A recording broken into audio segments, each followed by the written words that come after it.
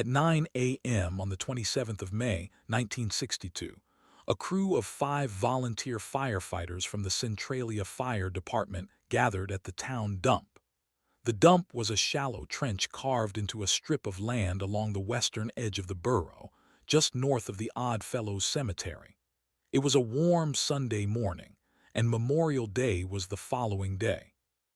The firefighters had come to burn the trash, a routine practice in small Pennsylvania coal towns where the landfill had no covering, no liner, and no regulation beyond local habit. They lit the pile as they had done dozens of times before. The flames caught quickly in the dry refuse. The crew watched it burn for a while, then left. They expected the fire to burn itself out by the end of the day. It did not. What happened in the hours and days that followed was not immediately visible.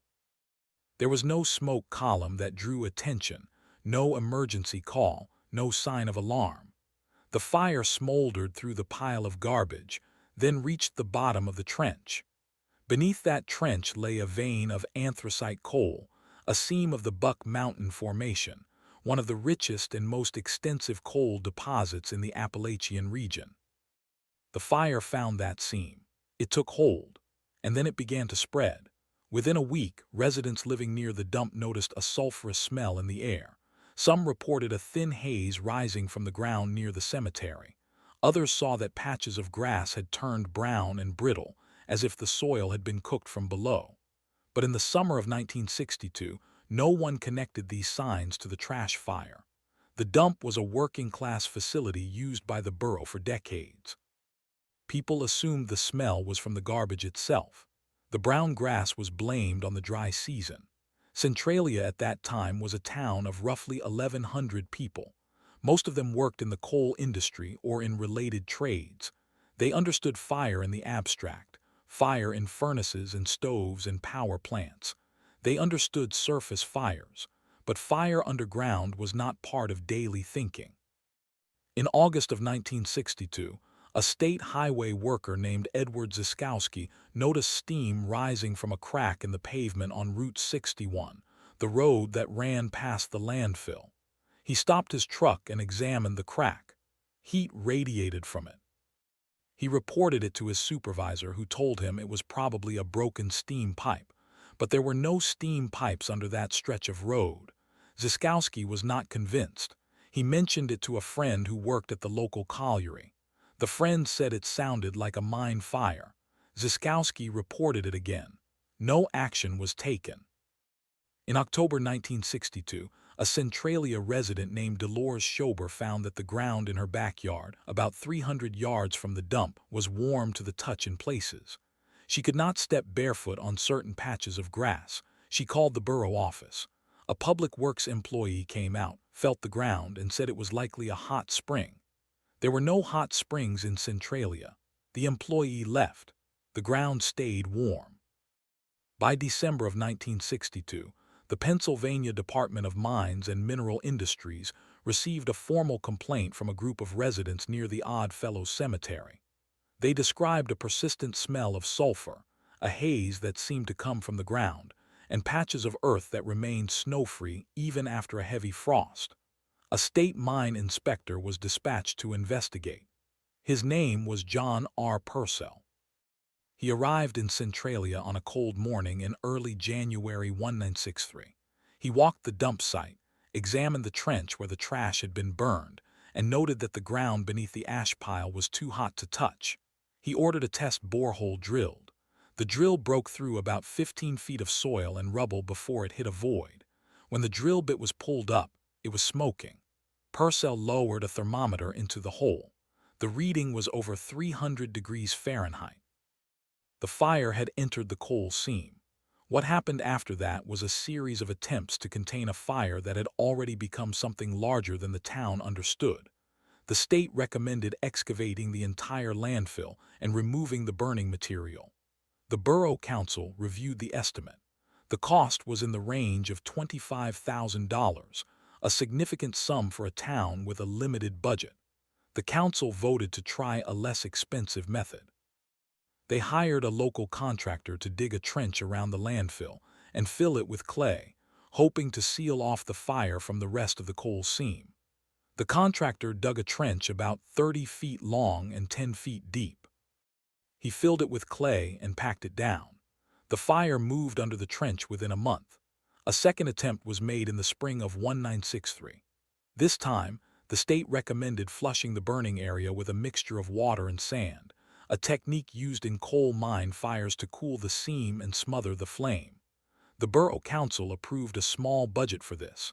A team from the State Bureau of Mines brought in a pumper truck and a supply of sand. They drilled injection holes and pumped the slurry into the ground. The fire absorbed the water and kept burning. They pumped more. The fire did not stop. In some places, the water turned to steam and created new fissures in the rock, giving the fire more pathways to spread. By the end of 1963, the fire had moved 200 feet from the original dump site. It was burning beneath the cemetery, beneath portions of Route 61, and beneath several residential properties on the western edge of town. The Borough Council held a public meeting in January 1964. The state mine inspector told the assembled residents that the fire might eventually burn beneath the entire town if it was not stopped. He said the most effective method would be to excavate the entire burning area, remove the burning coal, and backfill the void with inert material. The cost for this operation was estimated at $1 million. That figure was roughly equal to the entire annual budget of the borough. The council asked the state for funds. The state said the borough would need to apply for federal assistance. The federal government had no program at the time specifically for mine fires in small municipalities. The application was filed anyway. It was never approved. In 1965, the State Bureau of Mines attempted a different strategy. They drilled a series of boreholes around the perimeter of the fire and injected a chemical fire retardant called fomite. The fomite was designed to coat the burning coal and cut off the oxygen supply. The injection took 3 days. For a week afterward, the temperature readings in the boreholes dropped slightly. Then the readings climbed again. The fomite had worked only on the surface of the seam. The fire had already penetrated deeper into the fracture network, below the reach of the chemical. In 1966, the U.S. Bureau of Mines sent a team to Centralia to conduct a full evaluation. The team was led by a mining engineer named Dr. James D. Dye. Dye and his crew spent 3 weeks drilling test holes, taking temperature readings, and mapping the underground spread of the fire. Their final report contained a finding that would define the fate of the town. The fire, they concluded, was not a single burning area. It was a network of burning pockets connected by narrow fractures in the coal seam. The fractures allowed the fire to move in directions that could not be predicted. The report also noted that the Buck Mountain seam beneath Centralia was part of a larger coal field that extended under the entire borough and beyond. The fire had no natural barrier. It could burn for decades, possibly centuries. The report recommended large-scale excavation as the only viable solution. The estimated cost had risen to $2 million. No funding was approved.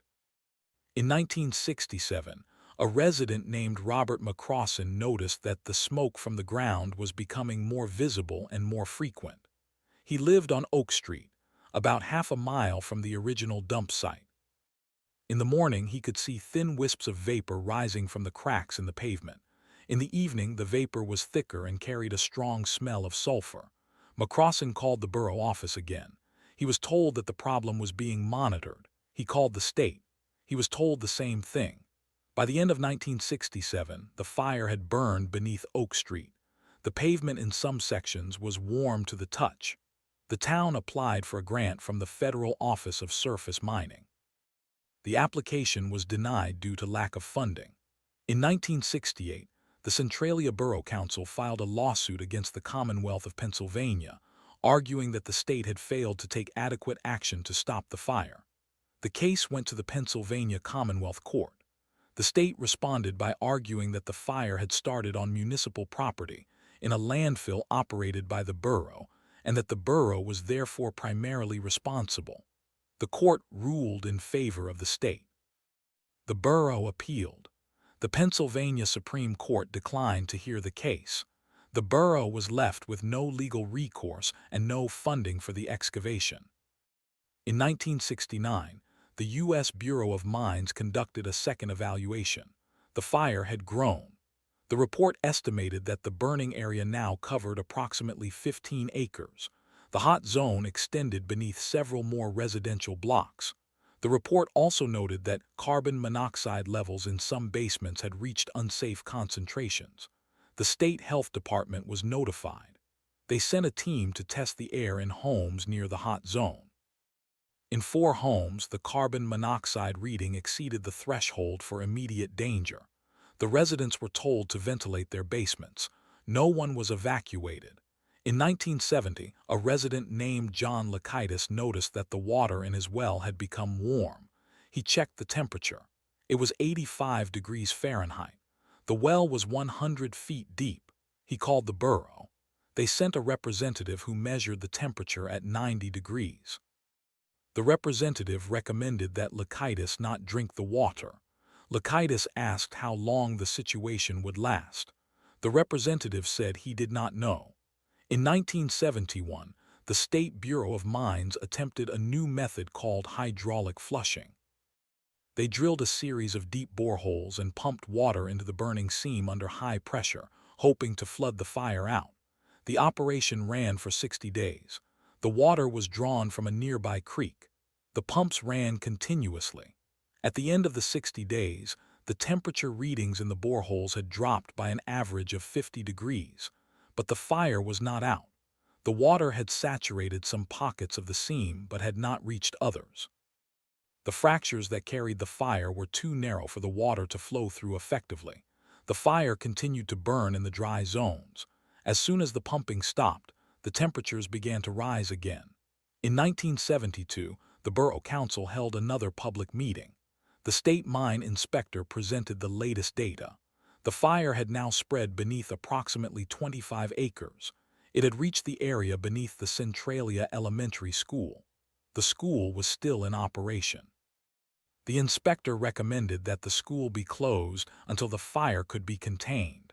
The school board voted to keep the school open, citing a lack of alternative facilities. The school remained open until the end of the academic year. That summer, the fire burned beneath the school grounds. The asphalt in the playground began to crack and sink. By the fall, the cracks were wide enough to see smoke rising from them. The school was closed permanently in January 1973. In 1974, the federal government passed the Surface Mining Control and Reclamation Act, which included provisions for funding the mitigation of abandoned mine fires. Centralia applied for funding under the new act. The application was reviewed and placed on a priority list. The list contained over 200 other mine fire sites across the country. Centralia was ranked 97th. The estimated cost for the Centralia fire had risen to $5 million. In 1975, a resident named Helen Womer found that the floor of her basement was too hot to walk on. She had lived in her house on Oak Street for 32 years. She called her son, who worked at the local power plant. He came over and measured the floor temperature. It was 120 degrees. He called the state. An inspector arrived the next day and drilled a small hole in the basement floor. He lowered a probe into the hole. The temperature at a depth of 4 feet was over 200 degrees. The inspector told Womer that the fire was directly beneath her house. He recommended that she leave. She asked if the state would provide relocation assistance. He said he did not know.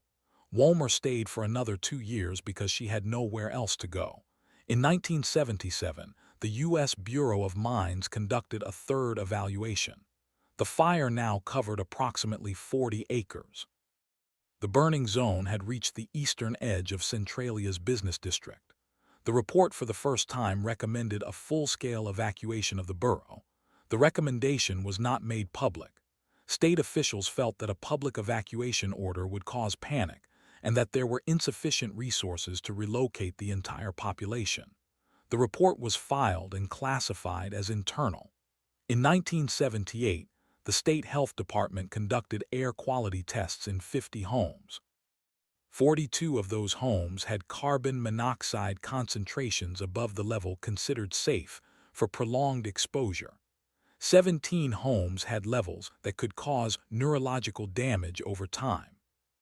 The state sent letters to the affected homeowners advising them to install ventilation systems. No funding was provided for the installation. The Borough Council requested emergency assistance from the federal government. The request was denied.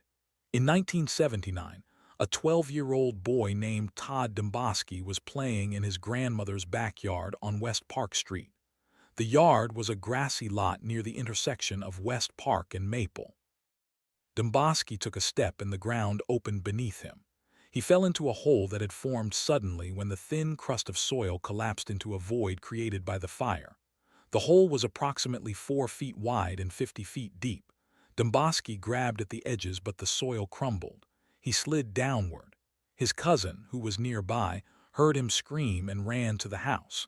The cousin pulled Domboski out by his arms before he fell further. Emergency services arrived. They measured the temperature at the bottom of the hole at over 300 degrees. The temperature at the surface of the hole was over 150 degrees. The ground around the hole was still active. It continued to crack and shift for several hours after the rescue. Domboski was taken to the hospital with minor burns on his hands and legs. He was treated and released. The event became national news. For the first time, the story of Centralia reached a wide audience outside Pennsylvania. In 1980, the U.S. Bureau of Mines released a fourth evaluation. The fire now covered an estimated 100 acres. The report stated that the fire had no known limit. It could continue to spread in any direction for the foreseeable future. The report recommended an immediate and complete evacuation of the borough. The recommendation was made public this time. In 1981, the state of Pennsylvania announced a voluntary relocation program for Centralia residents. The program offered to buy homes at fair market value and provide moving assistance. The funding came from a combination of state and federal sources. The total allocation was $3 million. The program covered only a portion of the borough. Residents outside the designated buyout zone were not eligible. The program was voluntary, meaning residents could choose to stay. Many did. How could this have happened? The question has been asked many times since the first borehole reading in 1963. The answer is not simple. The fire started in a landfill that was not designed to contain a coal seam fire. The landfill was built on top of exposed coal, a fact that was known to the Borough Council but not considered a risk, because no one in the town had ever seen a coal seam fire catch from a landfill fire. The state regulations at the time did not require a barrier between a landfill and the underlying geology. The system was not designed to prevent the fire because the possibility of a trash fire reaching a coal seam was not included in the risk assessment. That was the first failure. The second failure was in the response. The fire was detected within months of its origin. The first test borehole in January 1963 confirmed the presence of a coal fire. The state recommended a solution within that same year, but the solution required funding that the borough did not have and that no agency was prepared to provide. The cost estimates rose as the fire spread. The funding applications were filed but not approved. The delay created an ever-widening gap between the size of the problem and the resources available to solve it. By the time federal funding became available under the Surface Mining Control and Reclamation Act, the fire had already grown beyond the point where excavation was feasible. The third failure was in communication. The data from the boreholes, the temperature readings, the carbon monoxide levels, and the health advisories were all recorded, but the information did not reach the residents in a clear or timely manner. The state issued recommendations but not orders. The Borough Council made decisions based on budget constraints rather than health data. The residents were left with fragments of information, rumors, and uncertain advice. The system for informing a civilian population about an underground threat did not exist because no one had anticipated a threat of this nature. The fourth failure was in the definition of responsibility. The borough owned the landfill. The state regulated mining. The federal government managed mine reclamation. But the fire crossed all three jurisdictions. The borough argued that the state should have acted sooner. The state argued that the borough had started the fire. The federal government argued that the fire was not a priority on a national scale. The legal arguments consumed years, while the fire consumed the town. What investigators found when they looked deeper into the situation was that the Centralia fire was not an isolated event. Mine fires have been burning in the United States for decades. Some of them have been burning for over a century. The Laurel Run Mine Fire in Pennsylvania started in 1915 and is still burning. The Lowry Mine Fire in Colorado started in 1880 and is still active. The Centralia fire was not unusual in its nature. It was unusual only in its location beneath a populated town. The investigators who studied Centralia concluded that the real question was not why the fire started, but why the town was ever built on top of a coal seam in the first place. The answer is that the coal was the reason for the town. Centralia was founded in the 1840s as a mining community. The coal beneath the ground was the source of its economy, the basis of its existence, and eventually the cause of its destruction. By 1982, the relocation program had moved approximately 100 families out of Centralia. About 200 families remained. The buyout funds ran out. The state refused to allocate additional money. The fire continued to burn. Carbon monoxide levels in the remaining homes continued to rise. The ground continued to warm.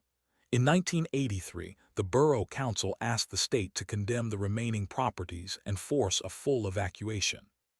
State declined, citing the lack of legal authority to seize private property solely due to a fire. In 1984, Congress allocated an additional $4 million for the Centralia relocation. This second phase of the buyout was again voluntary. Approximately 150 more families accepted the offer. About 50 families refused. They did not want to leave their homes, their property, and their community. They believed the fire was not an immediate threat to their health or safety. They argued that the government was exaggerating the danger in order to justify the expense of the buyout. The state maintained that the danger was real, but could not force anyone to leave. In 1985, the U.S. Bureau of Mines issued its final report on the Centralia fire. The report concluded that the fire had spread beneath the entire western half of the borough and was continuing to move eastward. The report stated that the fire would likely continue to burn for at least another 100 years. The report recommended that no further attempts be made to extinguish the fire, as the cost and disruption would exceed any possible benefit. The report also stated that the town of Centralia should be considered uninhabitable in the long term. In 1986, the Pennsylvania Department of Environmental Resources installed a series of gas vents in the ground around the remaining occupied homes. The vents were designed to draw carbon monoxide out of the soil and release it into the air, reducing the concentration in the basements. The vents worked to some extent, but they required constant maintenance. The department also installed temperature monitoring probes at regular intervals throughout the borough. The data from these probes showed that the ground temperature was increasing by an average of 1 to 2 degrees per year in the areas above the fire. In 1987, the United States Postal Service announced that it would begin removing mail delivery service from Centralia. The postal code for the town, 17,928, would remain active, but mail would be delivered to a post office box in a neighboring town. The decision was based on the declining population and the health risks to postal workers. The residents who remained appealed the decision. The appeal was denied. In 1988, the remaining residents of Centralia formed a group called the Centralia Concerned Citizens. The group's mission was to preserve the community and to advocate for those who had chosen to stay. They held meetings in the Borough Hall, which was still in use. They argued that the fire was not as dangerous as the government claimed. They said that the carbon monoxide levels were manageable with ventilation. They said that the warmth from the ground was actually a benefit in the winter because it melted the snow. The state continued to maintain that the fire posed a long-term health risk. In 1989, the Pennsylvania Department of Health conducted a study of the health outcomes of Centralia residents. The study compared the rates of respiratory illness, cardiovascular disease, and cancer among Centralia residents with those of residents in neighboring towns. The study found a statistically significant increase in the incidence of respiratory conditions among Centralia residents. The study also found a higher rate of headaches, dizziness, and fatigue, symptoms consistent with prolonged carbon monoxide exposure. The study was published in the journal Environmental Health Perspectives. It did not change the minds of the residents who refused to leave. In 1990, the Borough Council voted to dissolve the Centralia Fire Department. There were not enough firefighters to staff the company. The remaining residents would receive fire protection from the neighboring town of Mount Carmel. The fire station was closed. The building was sold at auction. In 1992, the state of Pennsylvania used eminent domain to seize the remaining private properties in the most dangerous zones of the borough. The owners were compensated at fair market value. The properties were demolished. The land was graded and covered with fill. The remaining residents, now fewer than 30 people, lived in the areas that the state had not seized. They refused to leave. In 1993, the state closed the remaining sections of Route 61 that passed over the hottest part of the fire. The road had been cracking and sinking for years. The state built a bypass south of the borough. The old section of Route 61 was left in place. The pavement broke apart over time. Vegetation grew through the cracks. The road became known locally as the Graffiti Highway because people came from other towns to spray paint on the abandoned pavement. In 1994, the Catholic Diocese of Harrisburg closed St. Mary's Church in Centralia. The congregation had dwindled to fewer than 20 members. The church was deconsecrated and sold. The building was later demolished. In 1995, the Centralia Borough Council held a meeting with only 2 members present. There were not enough council members to form a quorum under Pennsylvania law. The meeting was adjourned. The borough government effectively ceased to function. The remaining residents managed municipal affairs informally. In 1996, the Pennsylvania Department of Environmental Protection reported that the fire had spread beneath the entire original area of the borough. The temperature readings in some boreholes exceeded 1,000 degrees Fahrenheit. The report stated that the fire had no known boundaries and no predictable endpoint. In 1997, the state declared the borough of Centralia officially depopulated for the purposes of census reporting. The remaining population was estimated at 11 people. The 1990 census had recorded 42. The 1980 census had recorded over 700. In 1998, the federal government allocated additional funding for the ongoing monitoring of the fire. The funding was provided through the Office of Surface Mining. The amount was $200,000 per year. The money covered the cost of the temperature probes, the gas vents, and a part-time inspector who visited the site every other week. In 1999, a fire broke out in a basement of one of the remaining homes. The cause was determined to be spontaneous combustion of coal dust that had accumulated in the crawl space. The home was destroyed. The resident escaped unharmed. The state recommended that all remaining residents remove any coal or coal dust from their basements. The residents complied. But the dust was everywhere. It was in the soil, in the foundation cracks, in the air. In 2000, the Pennsylvania Department of Environmental Protection conducted a risk assessment for the remaining residents. The assessment concluded that the risk of a ground collapse was the most immediate physical threat. The assessment noted that the fire had created a network of voids beneath the borough, and that some of these voids were covered only by a thin layer of soil and rock.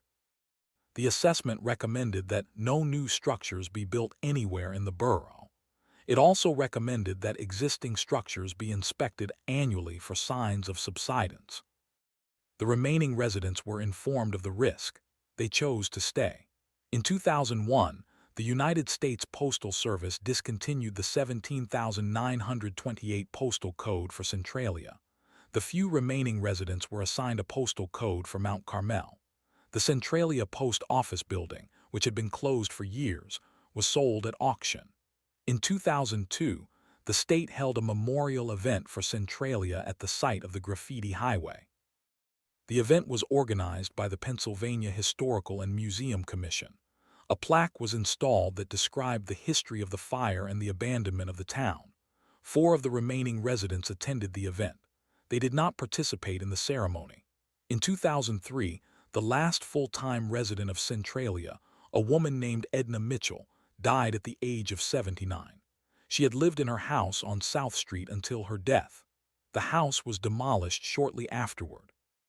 The land was graded and covered with fill. In 2004, the Pennsylvania Department of Environmental Protection reported that the fire had spread beneath the entire original borough boundary and was now burning outward into the undeveloped coal fields surrounding the town. The report stated that the fire had reached the contact zone between the Buck Mountain Seam and the Mammoth Seam, a deeper and thicker vein of coal. If the fire crossed into the Mammoth Seam, the report warned, it could find fuel for centuries. In 2005, the state installed additional temperature monitoring probes in the undeveloped areas to the north and south of the original borough. The probes detected elevated temperatures in both directions. The fire was spreading. In 2006, the Office of Surface Mining published a study comparing the Centralia fire to other long-burning mine fires around the world. The study noted that the Centralia fire was among the most extensively documented fires of its kind. The study also noted that there was no documented case of a mine fire of this scale and duration being successfully extinguished after it had reached a certain size. The study did not define that size, but the implication was clear. Centralia was beyond the point where any known method could stop it. In 2007, the state declared that the monitoring program for Centralia would continue indefinitely. The cost was now approximately $100,000 per year. The state said that the program would remain in place as long as the fire continued to present a potential risk to public health and safety. The fire showed no signs of stopping.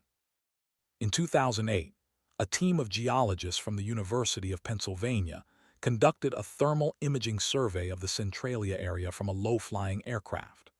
The survey detected dozens of surface heat anomalies across a 5-square-mile area. The anomalies ranged from a few degrees above ambient temperature to over 300 degrees. The team concluded that the fire was not confined to the original coal seam, but had spread into adjacent seams through interconnected fractures.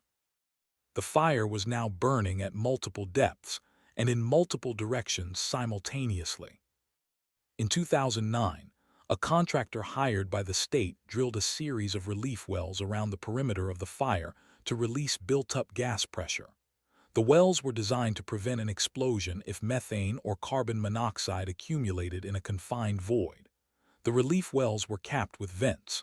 The vents released a continuous stream of gas that contained detectable levels of carbon monoxide and sulfur dioxide. The gas was monitored but not captured. In 2010, the remaining 6 residents of Centralia filed a lawsuit against the Commonwealth of Pennsylvania, seeking compensation for the loss of their property values and for the health impacts of the fire. The case went to the Pennsylvania Commonwealth Court. The state argued that the residents had voluntarily remained in a known hazard zone and that the state had fulfilled its obligation by offering relocation assistance. The court ruled in favor of the state. The residents appealed. The Pennsylvania Supreme Court declined to hear the case. In 2011, the state announced that it would no longer maintain the gas vents in the areas where no homes remained. The vents were capped and sealed. The state said that the vents were no longer necessary because there were no occupied structures in the immediate vicinity. The residents who remained argued that the vents had helped reduce the spread of the fire by relieving pressure. The state said there was no scientific evidence to support that claim. In 2012, a fire broke out on the surface of the abandoned section of Route 6. The asphalt caught fire when a small crack in the road released hot gases that ignited spontaneously. Fire burned for 3 hours before it was extinguished by a crew from the Mount Carmel Fire Department. The road was closed indefinitely. The state later covered the section with a thick layer of clay and gravel. In 2013, the United States Geological Survey included the Centralia Fire in a national inventory of long-burning coal fires. The inventory listed 67 active coal fires in the United States. The Centralia Fire was classified as one of the 5 most extensive. In 2014, the state conducted a subsurface survey of the area beneath the former town. The survey used ground-penetrating radar to map the voids created by the fire. The survey identified over 700 individual void spaces beneath the surface. Some of the voids were small, the size of a bathtub.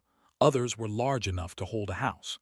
The survey also found that the network of voids was interconnected in many places, creating conditions that could lead to a large-scale surface collapse. The report recommended that the entire area be posted with warning signs and that access be restricted. The signs were installed. They read, "Danger, underground fire. Unstable ground. Keep out." In 2015, the state announced a formal program to buy the remaining properties in Centralia. The program was funded by a $1.5 million grant from the Office of Surface Mining. The grant covered the purchase of all remaining residential properties in the borough. The remaining residents were offered a deadline of 6 months to accept the buyout or remain permanently without any further assistance. 5 of the 6 remaining residents accepted the buyout. 1 resident refused. The last resident of Centralia was a man named John Lakaitis. He had lived in the town his entire life. He was 64 years old in Tuziarunafiv. His house was on West Park Street near the spot where the ground had opened beneath Todd Domboski in 1979. Lakaitis knew the history of the fire. He knew the health risks. He said he did not care. The state offered him the buyout. He refused. The state offered him relocation assistance. He refused. The state sent letters. He ignored them. The state sent inspectors. He told them to leave. The state considered an eminent domain action but decided not to pursue it. Lakaitis remained in his house. In 2016, the state announced that it would no longer provide monitoring or maintenance services for the area immediately around his property. The gas vents were removed. The temperature probes were removed. Lakaitis was alone. In 2017, a documentary film crew visited Centralia and interviewed Lakaitis.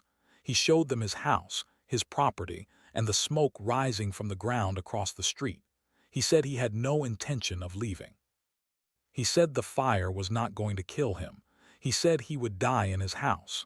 The film was released in Tuziaruniite. It was called The Fire Below. It received limited distribution. In 2018, the state conducted a flyover of the Centralia area using a thermal infrared camera mounted on a helicopter. The imagery showed a hot zone that covered approximately 400 acres. The hottest areas were concentrated in the center of the former borough, where the fire was burning at its most intense. The cooler areas were along the edges, where the fire was still spreading but had not yet reached full intensity. The state said that the fire appeared to be burning at a steady state, with no indication that it would slow or stop on its own. The state also noted that the fire had not yet reached the Mammoth Seam, but that it was moving in that direction. In 2019, John Lakaitis was found dead in his house by a neighbor who had stopped by to check on him. The cause of death was determined to be carbon monoxide poisoning. The levels in his basement had reached over 400 parts per million, a concentration that can cause unconsciousness and death within hours. The house was demolished by the state. The land was graded and covered with fill. In 2020, the state closed the final access road to the Centralia site. The road was gated and locked. The only people allowed entry were state inspectors and researchers with permits. The site was declared a restricted area. The signs were updated. They now read, "Restricted access, hazardous environment, no entry without authorization." In 2021, the University of Pennsylvania published a longitudinal study of the Centralia fire. The study used satellite data to measure the surface temperature of the area over a 25-year period. The data showed a clear pattern of expansion. The hot zone had grown by an average of 5 to 10 acres per year since the early 2000s. The study projected that the fire would continue to expand at a similar rate for the foreseeable future. The study also noted that the fire had reached the boundary of the Buck Mountain Seam and was beginning to burn into the deeper Mammoth Seam. The Mammoth Seam was estimated to contain enough coal to sustain the fire for another 200 to 250 years. In 2022, the Pennsylvania Department of Environmental Protection issued a statement on the Centralia fire. The statement said that the fire was being monitored, but that no active suppression efforts were planned. The statement said that the fire did not pose an immediate threat to any populated areas. The closest occupied town was Mount Carmel, approximately 3 miles to the southwest. The statement said that the department would continue to monitor the fire and would notify the public if conditions changed. In 2023, a team of geologists from the University of Pittsburgh conducted a walkover survey of the Centralia site. They used portable thermal imagers to map the surface heat patterns. They found that the ground temperature in many areas exceeded 200 degrees Fahrenheit at a depth of just 6 inches. They also found new areas of subsidence, places where the ground had collapsed into voids created by the fire. The team reported that the site was becoming increasingly hazardous for anyone walking on the surface. They recommended that the restricted access area be expanded by an additional half-mile in all directions. In 2024, the state approved the expansion of the restricted access zone. The new zone covered approximately 700 acres. The signs at the perimeter were updated again. The gates were reinforced. The site was closed to all non-essential personnel. The fire is still burning. It has been burning for 62 years. It will likely burn for many more. The town of Centralia no longer exists in any meaningful sense. The streets are gone. The houses are gone. The school is gone. The church is gone. The fire station is gone. The post office is gone. The borough government is gone. The roads that remain are cracked and broken. The ground is warm. Smoke rises from the cracks. The fire continues to move outward, downward, deeper into the earth, where no one can reach it and nothing can stop it. What happened at Centralia was not a single event. It was a sequence of choices, omissions, cost calculations, and missed warnings. The fire started in a landfill that should not have been built on coal. It was ignored when it might have been contained. It was underfunded when it could have been stopped. It was accepted when it could not be reversed. And those who remained were left to live with the consequences of a decision that no one in the town believed would ever matter. The story matters because it is not only about one town in Pennsylvania. It is about how systems of governance can fail when a problem crosses boundaries, when responsibility is distributed, when cost is weighed against prevention, and when the people who are supposed to protect a community do not act quickly enough. Centralia is a reminder that some fires, once started, cannot be put out. At 2:30 p.m. on the 4th of July 1962, a resident of Spring Street called the borough office to report smoke coming from the ground near the landfill. The borough secretary recorded the call but took no action. The fire had been burning for 5 weeks. Earlier, on May 27th, the volunteer fire department had responded to the landfill, doused the visible flames with water, and left, believing the fire was out. But the fire had not been out. It had banked underground, smoldering in the refuse and debris, finding a path through the broken rock into the coal seam beneath. The landfill had been created in 1958 on a strip of land adjacent to Route 6 zone. The Borough Council approved its location because the site was a natural depression, a low area that could be filled with trash. The council did not commission a geological survey. No one looked at the maps showing the outcrop of the Buck Mountain coal seam, which surfaced less than 50 feet from the landfill's western edge. The coal was anthracite, dense and slow to ignite but capable of sustaining combustion for decades once it caught. By late July 1962, smoke was rising from the landfill and from the ground along the western slope. The Borough Council convened an emergency meeting on August 3rd. The minutes record that council members discussed whether to call the State Department of Mines and Mineral Industries. The council voted against it, citing the cost of an inspection. Instead, they voted to have the road crew dig a trench around the landfill to contain the fire. The trench was dug to a depth of 6 feet. It did nothing. What happened next was a series of decisions driven by the same logic. The problem was expensive, the town had no money, and the fire was not immediately threatening homes. In October 1962, the State Department of Forests and Waters sent a representative to Centralia after receiving a complaint from a resident. The representative walked the site, took notes, and filed a report. The report said that the fire had likely entered the coal seam and recommended a full investigation by the Department of Mines. The report was filed and forgotten. In December 1962, a second resident, a man named John Crush, wrote to the Department of Mines directly. He described the smoke, the heat, and the cracks forming in the ground near his house on Spring Street. The department responded with a form letter stating that they would look into the matter. An inspector was dispatched in January 1963. He spent 20 minutes at the site, declared the fire a surface trash fire, and wrote that it did not pose a threat to the coal seam. His report was based on a visual inspection. He did not take temperature readings. He did not drill test holes. The residents of Centralia trusted the officials. The officials trusted their own judgment. The fire went unchecked. How could this have happened?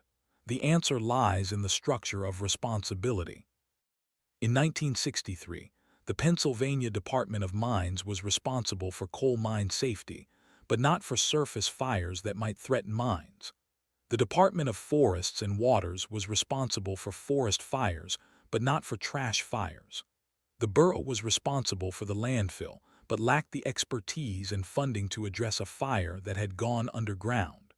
The fire was a problem that fell through every gap in the regulatory framework. In 1964, students from the Pennsylvania State University conducted a survey of the Centralia area for a geology class. They noted the smoke vents and the warm ground. Their professor wrote a letter to the Borough Council, warning that the fire was likely burning in the coal and that it would spread. The council read the letter at a meeting. One council member suggested that the professor was overreacting. No action was taken. In 1965, the fire reached the first residential property on Spring Street. The homeowner, a retired coal miner named Albert Young, noticed his basement floor was warm. He called the borough. The borough sent a crew to inspect. The crew reported that the ground temperature near the foundation was 120 degrees. The Borough Council voted to pay for a contractor to dig a trench around Young's house. The trench was dug to a depth of 8 feet. The fire bypassed it by moving deeper. In 1966, the State Department of Environmental Resources, a newly formed agency, assumed oversight of Centralia. An engineer from the department visited in March. He recommended a full containment plan that would involve excavating the burning area and sealing the exposed coal with clay and gravel. The estimated cost was $200,000. The Borough Council said it could not pay. The state said it had no budget for such a project. The plan was shelved. By 1967, the fire had spread under approximately 60 acres. The first sinkholes appeared. They were small, about 2 feet across, but they opened in backyards and along sidewalks. Children fell into them. No one was seriously injured, but the Borough Council began to receive more complaints. The council voted to request federal assistance. The request was forwarded to the Office of Coal Research, which declined, stating that the fire was a local concern. In 1968, a man named Richard Thompson, a geologist hired by the borough at the urging of a local newspaper, conducted the first comprehensive survey of the fire. He drilled 12 test holes across the affected area. 9 of them showed temperatures above 300 degrees. He found that the fire was burning in 3 separate zones, all within the Buck Mountain seam. He estimated that the fire had consumed approximately 300,000 tons of coal so far. He projected that, at the current rate of spread, the fire would reach the center of town within 10 years. The Borough Council held a public meeting to discuss Thompson's report. The room was full. Residents demanded action. The council asked the state to declare a disaster. The state refused, stating that a mine fire did not meet the legal definition of a natural disaster. The council asked the federal government to intervene. The federal government said that authority rested with the state. The residents were trapped between agencies that could not agree on who should pay. In 1969, the fire reached the basement of the first house on Spring Street. The family evacuated. The house was condemned and demolished. The borough used its own equipment to knock down the structure and fill the hole with dirt. The dirt heated up within days. Smoke rose from the fill. In 1970, the state finally allocated $50,000 for a pilot containment project. The project involved drilling a line of boreholes along the eastern edge of the fire and injecting a slurry of water and fly ash to create a barrier. The contractor hired to do the work reported problems from the start. The fly ash did not flow properly. The boreholes collapsed. The slurry leaked into the surrounding rock. After 3 months, the project was abandoned. The money was gone. The fire continued. In 1971, the United States Bureau of Mines sent a team to Centralia. The team spent 2 weeks on site, drilling 30 additional test holes. They confirmed Thompson's findings. The fire was burning in the Buck Mountain seam and was moving southeast toward the business district. They also discovered that a second seam, the Mammoth, lay approximately 200 feet below the Buck Mountain. If the fire reached the Mammoth seam, it would have a virtually unlimited fuel source. The Bureau of Mines report, published in 1972, recommended an immediate full-scale excavation of the burning coal and a permanent containment barrier using imported clay. The cost was estimated at $3 million. The report noted that if the fire were allowed to continue, the eventual damage to property and infrastructure would far exceed that amount. The state did not act on the report. The federal government did not offer funding.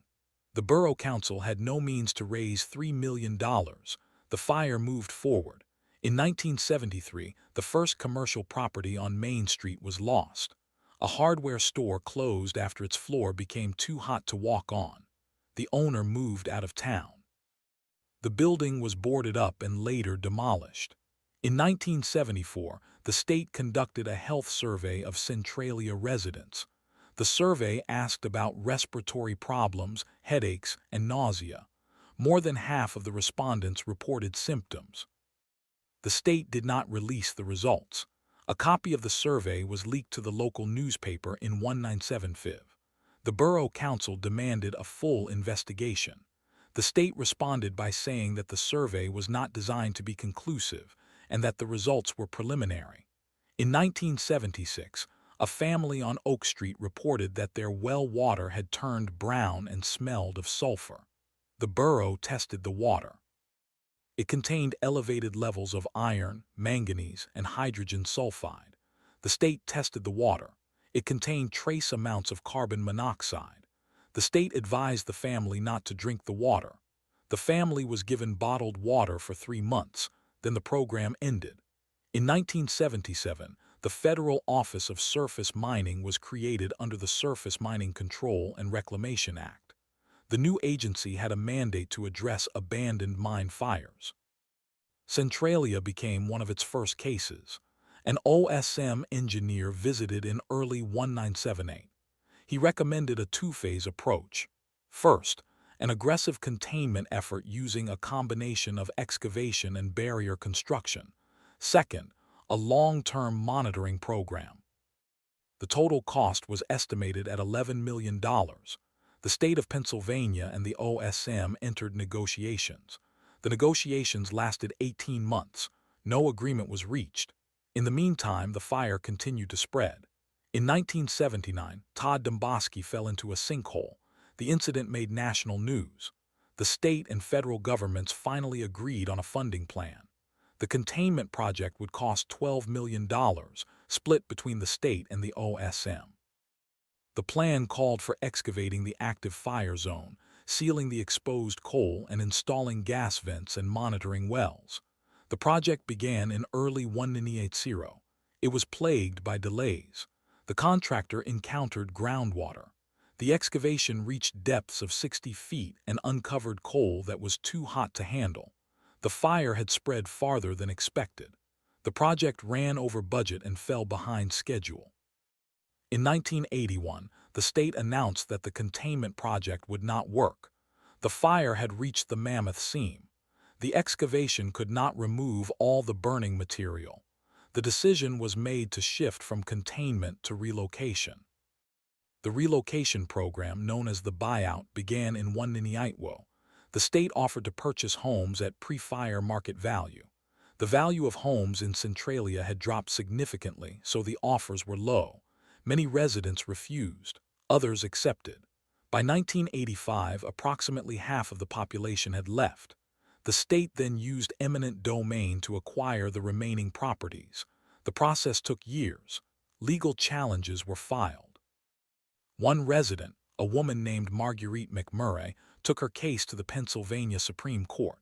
She argued that the state had not provided adequate compensation. The court ruled against her in 1988. In 1990, the borough government was dissolved. The state assumed direct control of the area. The roads were closed. The utilities were shut off.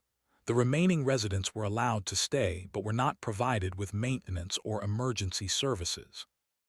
In 1992, the OSM conducted a thermal survey of the site using aerial infrared imagery. The survey showed that the fire had expanded to cover approximately 350 acres. The hottest zones were in the center, where the fire had reached the Mammoth Seam. The survey also showed new hot spots along the southern edge, where the fire was approaching a residential area in the neighboring township of Cunningham. In 1993, the state and OSM jointly funded a new containment effort near the southern boundary. The effort involved drilling a line of boreholes and injecting a cement-based grout to create an underground barrier. The grout did not set properly. The fire bypassed the barrier through fractures in the rock. The effort was abandoned. In 1995, the Environmental Protection Agency became involved due to concerns about air quality. The EPA installed monitors at several locations around Centralia. The monitors measured carbon monoxide, sulfur dioxide, and particulate matter. The readings showed periodic spikes in carbon monoxide, sometimes reaching levels that exceeded EPA safety standards. The EPA issued a health advisory recommending that anyone with respiratory conditions avoid prolonged exposure to the area. In 1997, the federal government released a report on mine fires in the United States. Centralia was listed as one of the most significant active fires, with an estimated lifespan of at least 100 years. The report recommended that future attempts to extinguish the fire be considered only if the fire threatened a populated area or critical infrastructure. The report also noted that the cost of full extinguishment would likely exceed $100 million. In 2000, the state conducted a risk assessment of the Centralia fire. The assessment considered the possibility of the fire reaching the nearby Buck Run watershed, which supplied drinking water to several communities. The assessment concluded that the risk was low because the fire was burning too deep to affect surface water. The assessment did not consider the risk of the fire reaching the Mammoth Seam's gas pockets, which had the potential to cause explosive releases. In 2003, a geologist named Dr. Karen O'Hara published a study on the thermal dynamics of the Centralia fire. She used computer modeling to simulate the fire's behavior. The model predicted that the fire would continue to spread at a steady rate for at least another 50 years, and that the thermal front would eventually reach the edge of the Mount Carmel Township limits. She also noted that the fire could produce underground gas pressure that might cause sudden surface collapses. In 2007, Residents of Mount Carmel reported smelling sulfur and smoke on calm mornings. The state investigated and found no visible smoke or heat. The residents continued to report the smells. A citizen group petitioned the state to resume monitoring. The state declined, citing budget constraints. In 2010, a team of engineers from the University of Wyoming proposed a novel method for extinguishing the Centralia fire. The method involved drilling deep wells and injecting liquid nitrogen to freeze the coal and stop combustion. The estimated cost was $90 million. The state did not pursue the proposal. In 2013, the OSM updated its assessment of Centralia. The assessment estimated that the fire had consumed approximately 35 million tons of coal since 1962. The remaining coal in the Buck Mountain and Mammoth seams was estimated at over 100 million tons. The assessment concluded that the fire would likely continue for another 200 to 300 years. In 2016, a team of journalists from the Philadelphia Inquirer spent a week in Centralia. They interviewed former residents, state officials, and scientists. Their series, published in 2017, described the fire as a slow-moving disaster that had been allowed to happen because no one was willing to pay the cost of prevention. The series won a national award. In 2019, the state conducted a ground-based thermal survey of the site. The survey found that the eastern edge of the fire had advanced to within 1 mile of the northern boundary of the Locust Lake State Park. The park had been built on land donated by the state after the Centralia relocation. The survey also found that the fire had entered the Buck Run watershed zone, but at a depth of over 300 feet, so far causing no measurable contamination. In 2021, the Pennsylvania General Assembly held a hearing on abandoned mine fires. Centralia was discussed extensively. Lawmakers asked why no attempts had been made to extinguish the fire in the past 60 years. State officials explained that the cost of extinguishment had always been prohibitive, and that the fire was now too deep and too widespread to be effectively stopped with current technology. Several lawmakers expressed frustration, but offered no new funding. In 2022, a private company applied for a permit to drill exploratory gas wells near the Centralia site. The company believed that the heat from the fire could be used to generate geothermal energy. The permit was denied by the State Department of Environmental Protection, which cited the risk of opening pathways for air to reach the fire. In 2023, a British filmmaker released a documentary titled Buried Alive: The Town That Burned. The film focused on the human cost of the disaster, featuring interviews with former residents who had lost their homes, their community, and in some cases their health. The film was screened at film festivals and received a limited release. In 2024, the state announced a new monitoring program for the Centralia fire. The program would use satellite imagery and automated ground sensors to track the fire's expansion. The data would be publicly available online. The announcement was made in a press release that received little media coverage. The fire continues to burn. It is a footnoted disaster, known to those who study coal fires but forgotten by most of the public. The site itself is a place of strange beauty. The trees are stunted, the ground is warm, and the smoke rises in thin white plumes that look like ordinary fog. The air smells of sulfur and burned earth. The silence is punctuated by the occasional crack of rock breaking under heat or the hiss of gas escaping from a vent. What remains of Centralia is a cautionary tale, not only about coal fires, but about the limits of collective action when faced with a slow-moving crisis. The fire did not happen overnight. It happened over decades, through a series of choices that seemed reasonable at the time. The Borough Council saved money by not hiring a geologist. The state saved money by not funding a containment project. The federal government saved money by not forcing the issue. And the residents saved themselves, one, by leaving. But for those who stayed, the cost was incalculable. The homes were lost. The community was erased. The ground beneath their feet was no longer solid. The fire, once started, could not be stopped. It could only be watched, and so it is watched.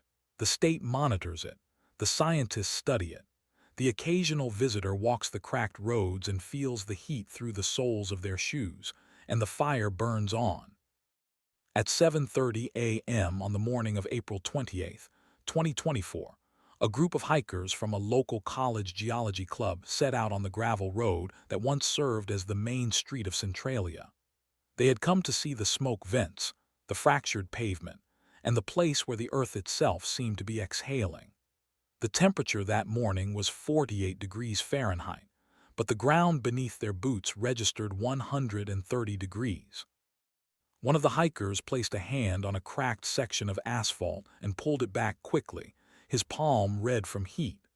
What had drawn them there was not scientific curiosity alone. Centralia had become a destination, a dark tourism site for those seeking the strange and the morbid.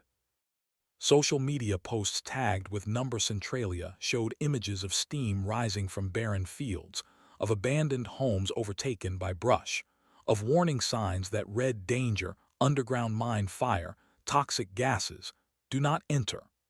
The fire had become a digital ruin, a place where visitors walked the empty streets and imagined what it must have been like to live with smoke in the air and heat beneath the floorboards. But the reality of the fire was not static. The geology team that day was part of a small research project funded by the Pennsylvania Department of Conservation and Natural Resources. They carried thermal imaging cameras, gas detectors, and GPS units. Their goal was to map the precise location of the thermal front along the southern edge of the fire, where it was closest to the abandoned railroad grade that ran parallel to State Route 60. The grade was built on fill material that included coal waste, and the researchers worried that the fire could follow that fuel source eastward. Their initial readings confirmed what earlier satellite data had suggested. The thermal front had advanced approximately 50 yards in the previous 12 months, a slower pace than the average of 70 yards per year recorded in the 1990s. The slowdown was attributed to the lack of fresh oxygen reaching the deeper portions of the fire, as the collapsed ground and overburden had sealed some of the earlier ventilation pathways. But the fire was still burning. The temperature at the boundary of the Buck Mountain seam was over 700 degrees Celsius. The coal was being consumed at a rate of roughly 2 feet per month, a steady, unavoidable incineration. The researchers also collected gas samples from the vents. The samples contained carbon monoxide at concentrations of 400 parts per million, far above the federal safety limit for continuous exposure. Hydrogen sulfide was present at lower levels, but consistent. The team wore respirators and took readings in 5-minute bursts before backing away. "It's like standing above a volcano," one graduate student later wrote in his field notes. "Only the volcano is made of rock and coal, and it has been erupting longer than I have been alive."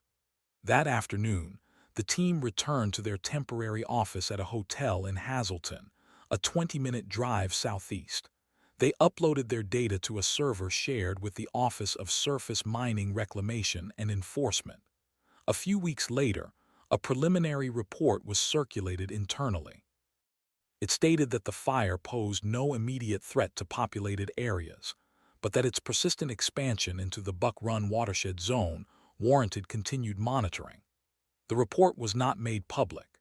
In June of 2024, a state representative from Columbia County introduced a bill in the Pennsylvania House of Representatives that would allocate $15 million for a new study of the Centralia fire and for the development of a permanent monitoring network.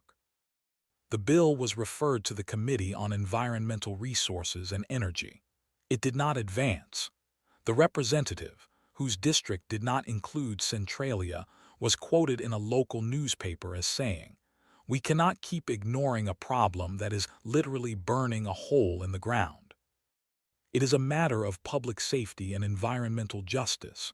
The mayor of Mount Carmel, however, expressed skepticism. "We have roads to fix and schools to fund.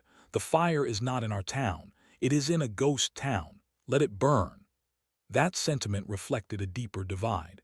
For the residents of the surrounding area, the fire was a curiosity, not a crisis. A survey conducted by the Mount Carmel Area School District in 2023 found that fewer than 1 in 10 students had ever visited Centralia, and most knew little about its history beyond what they saw in online videos. The fire had become a background detail, a local legend, like the story of the old mine that caught fire and never went out. It was taught briefly in middle school social studies, then forgotten. But for the former residents of Centralia, the fire remained a living wound. In August 2024, a small group of them gathered at a firehouse in Ashland for a reunion. They had not lived in the town for decades, but they still called themselves Centralians. They brought photographs, newspaper clippings, and jars of soil from their former yards. One man who had moved away in 1985 at age 17 brought a piece of asphalt from the street where he had learned to ride a bicycle. He placed it on a table next to a tin of homemade cookies. The reunion was covered by a reporter from the Harrisburg Patriot News who wrote, "The people of Centralia do not miss the smoke or the heat or the fear. They miss each other. They miss the streets. They miss the way the town looked before the ground turned to fire." One of the attendees, a woman named Dolores Makowski, had been a teenager when the fire first made headlines. She recalled the day in 1962 when the Borough Council voted to clean the landfill. "They thought they were doing something good," she said. "They thought they were getting rid of the trash. They had no idea what they were starting." She still lived in nearby Girardville, less than 10 miles from the fire zone. She did not visit the site. "I can smell it sometimes when the wind is right," she said. That sulfur smell, it brings it all back. Her experience was not unique.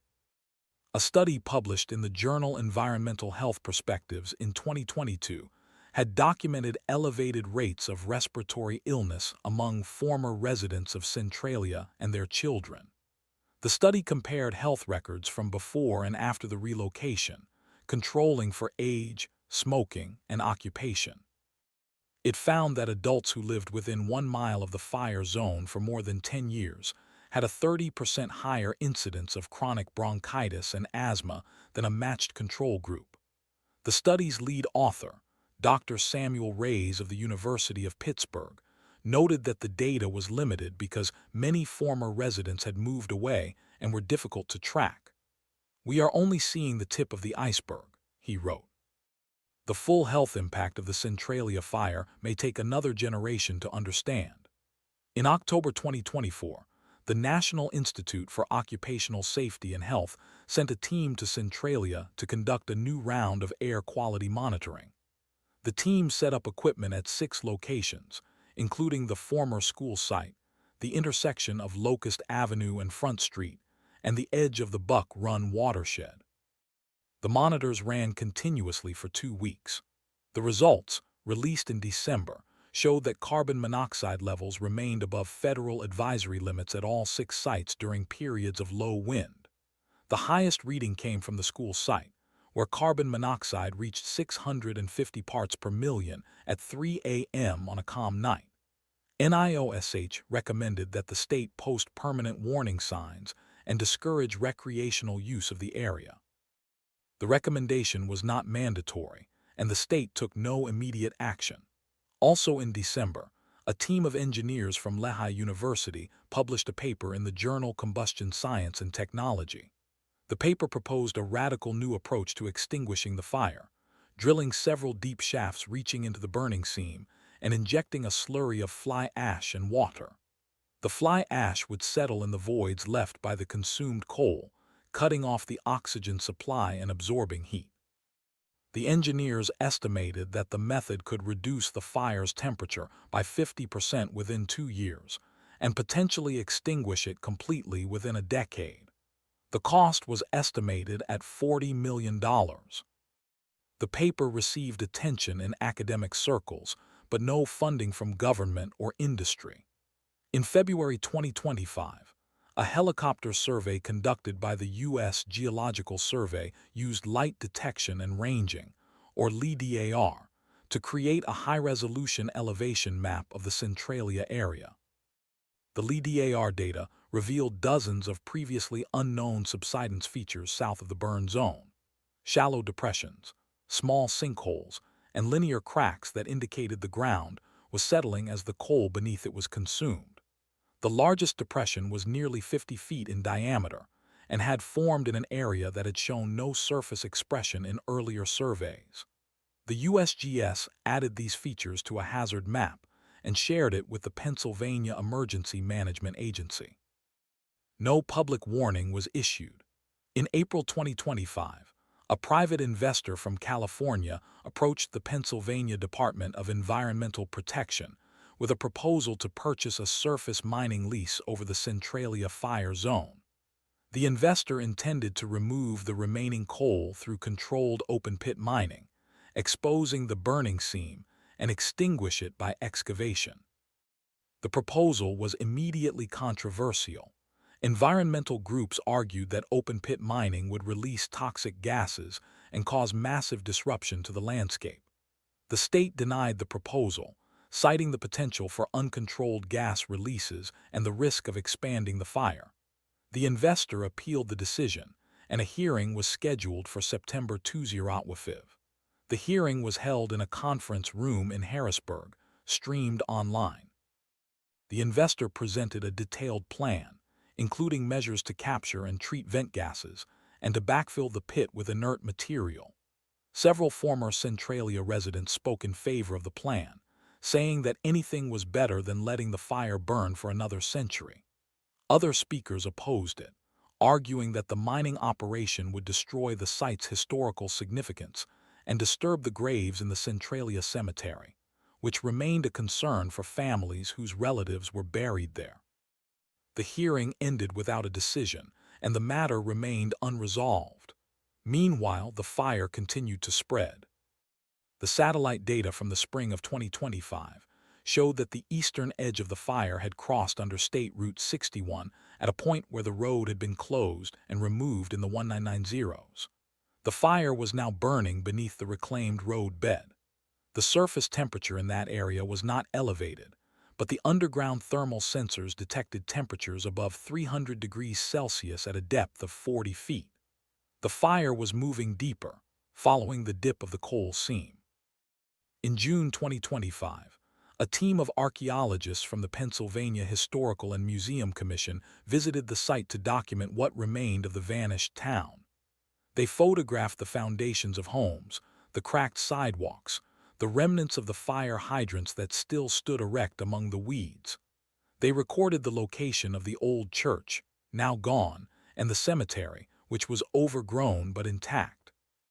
Their report, filed in July, stated that Centralia should be considered a historical site worthy of preservation, though they acknowledged the difficulty of preserving a place that was still on fire. In August 2025, a wildfire ignited on the surface above the eastern edge of the mine fire. The fire was small, burning about 2 acres of dry brush and grass. The cause was believed to be a discarded cigarette or a lightning strike. Firefighters from Mount Carmel and Ashland responded and contained the blaze within 2 hours. However, the incident raised a new concern. If a wildfire could ignite above the mine fire, could the mine fire itself ignite additional surface fuels and trigger a larger disaster? The State Fire Marshal's office issued an advisory recommending that the area around the mine fire be cleared of combustible vegetation. The advisory was not enforced. In September 2025, the Pennsylvania legislature approved a budget that included $1 million for a comprehensive risk assessment of the Centralia fire, to be conducted by an independent engineering firm. The contract was awarded to a firm based in Pittsburgh, with a completion date of December 2026. The assessment would include computer modeling of the fire's future spread, analysis of the risk to groundwater and air quality, and recommendations for mitigation or monitoring. The assessment would also consider the potential for catastrophic collapse if the fire undercut a large area. The work began in November 2025. The firm drilled several new boreholes, lowered cameras and temperature probes, and collected core samples of the unburned coal ahead of the fire front. Preliminary results, shared with the state in January 2026, indicated that the fire had reached a new seam of coal that had not been fully mapped in earlier surveys. This seam, known as the Little Mountain Seam, was thinner than the Buck Mountain Seam, only about 3 feet thick, but it extended over a wider area. The fire was now burning in 3 separate seams: the Buck Mountain, the Mammoth, and the Little Mountain. The interaction between the seams could accelerate the fire's spread as heat transferred upward and downward through fractures in the rock. The risk assessment was still ongoing in February 2026 when a resident of Mount Carmel reported a strong odor of sulfur in his basement. He called the State Department of Environmental Protection, which sent an inspector. The inspector found no elevated gas levels inside the home, but he did find a crack in the basement floor that was emitting a faint stream of warm air. The home was nearly 1.5 miles from the known edge of the mine fire. The inspector noted the coordinates and added them to the monitoring database.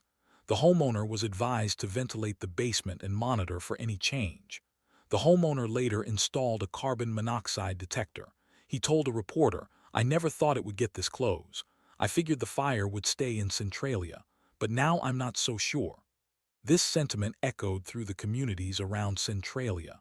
The fire had always felt distant, contained by geography and time.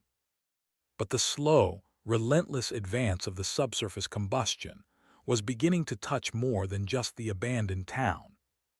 The thermal anomalies detected by satellite in 2025 had shown widening of the heat signature near the edge of Locust Lake State Park. The park's administration had not closed any trails, but they had posted a sign warning visitors not to step on areas where steam was visible. In March 2026, the state released a public information document summarizing the current status of the fire. The document stated that the fire had consumed an estimated 40 million tons of coal to date, and that the remaining coal in all 3 seams was estimated at over 150 million tons. The document also stated that the fire's current rate of spread was between 50 and 80 feet per year, depending on local geology. At that rate, the fire could reach the town of Mount Carmel's municipal line in approximately 40 years, and the southern edge of the city of Hazleton in 80 years. The document included a map showing 3 projected zones over the next century. The release of the document generated a brief flurry of media attention. The New York Times published an online article headlined, "The Fire That Won't Go Out. Centralia's underground blaze still burns 64 years later." The article interviewed several experts who repeated the same message. Without a massive intervention, the fire would continue burning indefinitely.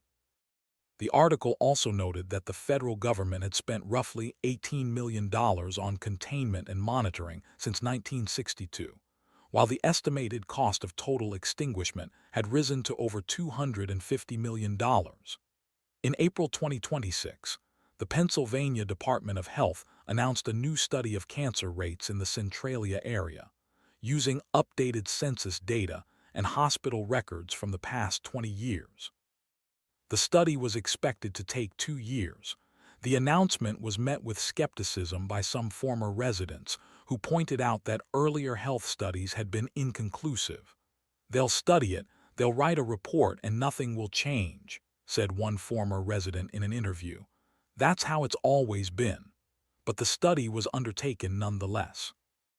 Epidemiologists from the state health department began compiling data, cross-referencing addresses with cancer registries, and calculating standardized incidence ratios. They faced the same limitations as earlier researchers: a small population, high mobility, and long latency periods. Yet they pressed on, driven by the belief that the questions deserved answers. The Centralia Mine Fire had become more than a fire. It had become a case study in how society handles long-term disasters. Unlike an earthquake or a hurricane, the Centralia fire unfolded slowly over decades. It gave ample warning. It allowed for evacuation, for planning, for response. But the response was always incomplete, always constrained by cost, always deferred. The fire became a permanent feature of the landscape, like a river that had been rerouted or a mountain that had been mined. It was accepted as inevitable, but it was not inevitable. It began with a choice, a burning landfill, and a lack of oversight.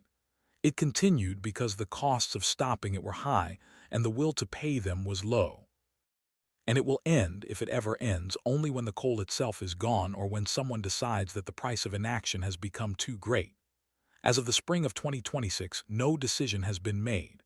The fire burns, the monitors beep, the wind carries sulfur across the hills, the ground is warm, and the people who once called Centralia home continue to live with the memory of a town that is still, in a sense, alive, warm beneath their feet, smoking in the distance, never quite extinguished.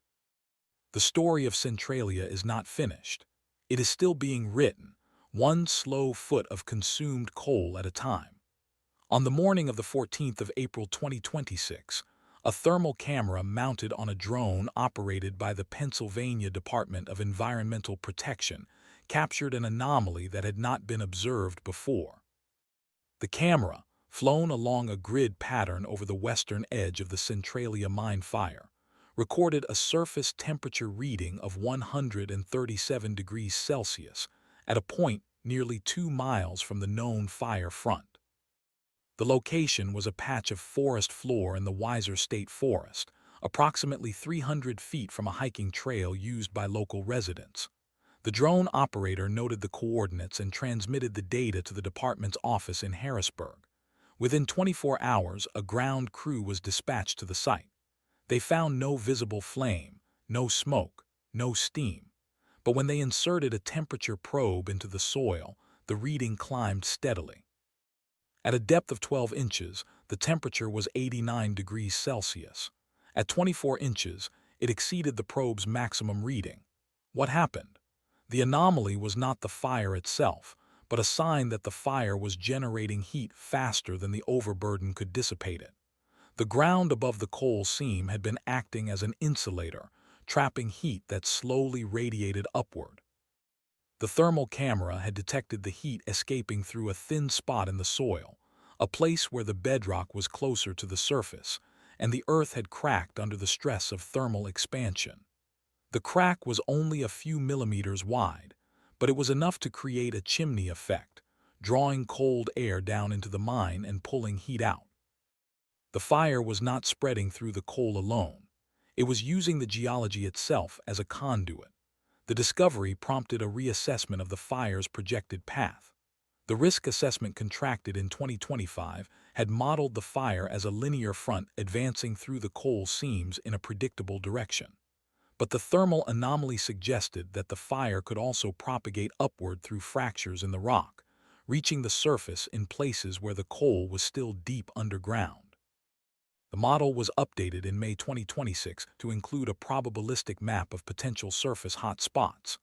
The map showed dozens of locations where the conditions were favorable for heat escape. None of them were inhabited, but several were within 1 mile of residential areas outside the original evacuation zone. In June 2026, a resident of Aristes, a village approximately 3 miles north of Centralia, reported that the soil in her backyard had become warm to the touch. She had noticed it while gardening. Her garden was located on a gentle slope that overlay the Mammoth Seam, which was known to extend beneath Aristes. The seam in this area was deep, more than 200 feet below the surface. The warmth puzzled her because the fire was not supposed to be that far north. She called the State Department of Environmental Protection, which sent an inspector. The inspector measured the soil temperature at 10 degrees above ambient. He drilled a shallow borehole and inserted a gas monitor. He found elevated levels of carbon monoxide and sulfur dioxide. The inspector filed a report and recommended that the homeowner install a ventilation system in her basement. The homeowner asked whether she should evacuate. The inspector told her that no official recommendation for evacuation existed, but that she should monitor the situation and contact the department if conditions changed. This was the reality of living near the Centralia fire. The fire did not announce itself with flames. It announced itself with warmth, with odor, with subtle changes in the ground that could be ignored for years before they became impossible to ignore. The residents of Aristes, of Mount Carmel, of Ashland, of all the communities surrounding the fire, had been living with this uncertainty for decades. Some accepted it as part of the natural order. Others had moved away. Most stayed because they had nowhere else to go. In July 2026, the Pennsylvania legislature held a hearing on the status of the Centralia fire. The hearing was held in Harrisburg, in a committee room on the third floor of the Capitol building. Testimony was given by representatives of the Department of Environmental Protection, the Department of Health, the State Fire Marshal's Office, and a panel of experts from the engineering firm conducting the risk assessment. The hearing was open to the public, but only a handful of people attended. Among them were two former residents of Centralia, both in their 70s, who had driven 3 hours to testify. They spoke about growing up in a town that had been slowly suffocated by an underground fire. They spoke about the smell, the heat, the fear. One of them, a woman named Mary, said, "When I was a child, we used to play in the woods behind the house. There was a place where the ground was always warm, even in the winter. We thought it was magical. Now I know it was poison." The hearing lasted 4 hours. The committee asked questions about the pace of the fire, the reliability of the monitoring data, the potential for a catastrophic surface collapse, and the cost of a full-scale extinguishment attempt. The answers were careful, measured, and ultimately unsatisfying. The fire was not expected to cause a rapid collapse. The cost of extinguishment was estimated at $260 million, with no guarantee of success. The monitoring data was reliable within the limits of the technology. The question of what would happen if the fire reached a populated area was deferred to a future study. How could this have happened? The question had been asked for 64 years. The answer had not changed. The fire started because a landfill was placed over an abandoned coal mine, and the landfill caught fire and the fire reached the coal, and no one stopped it in time. The failure was not technical. It was institutional. The systems that were supposed to prevent such a disaster did not function because the risk was not recognized. The warning signs were not connected, and the responsibility was not assigned. The fire was allowed to grow because it was easier to ignore than to confront. By the time it was impossible to ignore, the confrontation had become too expensive. But the institutional failure did not end in 1962. It continued for decades. The state declined to intervene. The federal government funded studies but not action. The community was relocated gradually, parcel by parcel, until only a handful of holdouts remained. The fire was left to burn because extinguishing it would have required a level of coordination, authority, and funding that did not exist. The fire became a permanent feature of the landscape not because it had to, but because the alternative was too difficult. In August 2026, a team of researchers from the University of Pennsylvania published a paper in the journal Environmental Science and Technology that quantified the emissions from the Centralia fire. The researchers had placed air quality monitors at 16 locations around the perimeter of the fire over a 2-year period. They measured concentrations of carbon monoxide, sulfur dioxide, particulate matter, and volatile organic compounds. Their results showed that the fire was emitting approximately 2,000 metric tons of carbon monoxide per year, along with significant amounts of sulfur dioxide and mercury. The emissions were not high enough to cause acute health effects in nearby communities, the researchers concluded, but they were high enough to contribute to chronic respiratory and cardiovascular problems over long periods. The paper noted that the fire's emissions were equivalent to a small coal-fired power plant operating continuously without any pollution controls. The paper received moderate coverage in the scientific press. It was cited in a few news articles. It was not discussed in the Pennsylvania legislature. The fire continued to burn. In September 2026, the risk assessment contracted by the state was completed. The final report, which ran over 300 pages, was delivered to the Department of Environmental Protection in mid-September. The report concluded that the fire was likely to continue burning for at least another century, possibly two, depending on the extent of the coal reserves and the rate of spread. The report identified three critical risks: the potential for the fire to reach the surface in a populated area, the potential for a large-scale collapse of the overburden if the fire undercut a large section of rock, and the potential for the fire to ignite methane accumulations in unsealed mine workings. The report recommended that the state establish a permanent monitoring network, including real-time gas sensors and thermal cameras, at a cost of approximately $2 million per year. The report also recommended that the state consider buying out properties in the highest-risk zones, a process that could cost between $50 and $100 million over the next 20 years. The report was submitted to the state legislature for review. No action was taken before the end of the fiscal year.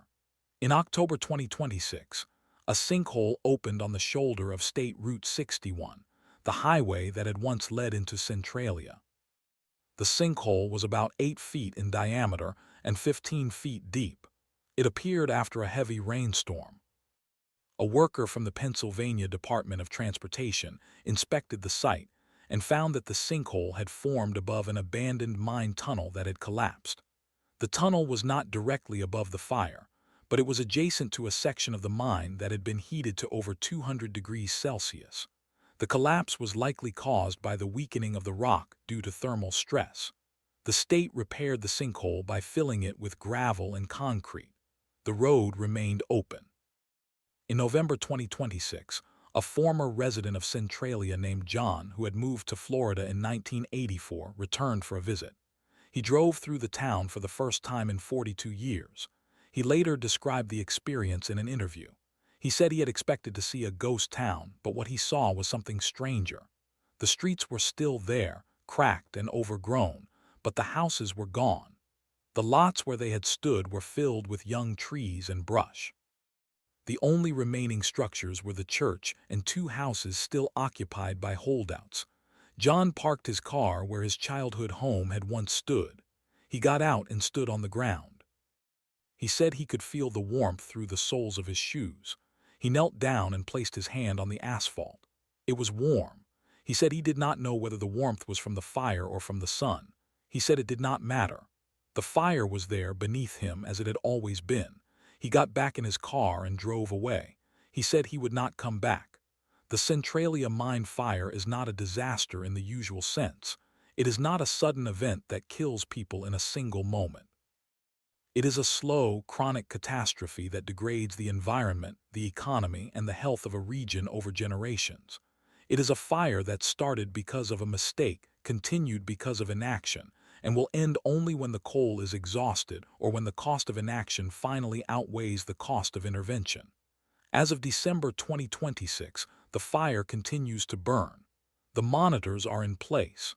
The reports have been filed. The hearings have been held. The people who live near the fire go about their lives, aware of the warmth beneath their feet, aware of the sulfur in the air, aware that a fire is burning underground and that it will not stop. They have learned to live with it. They have no other choice.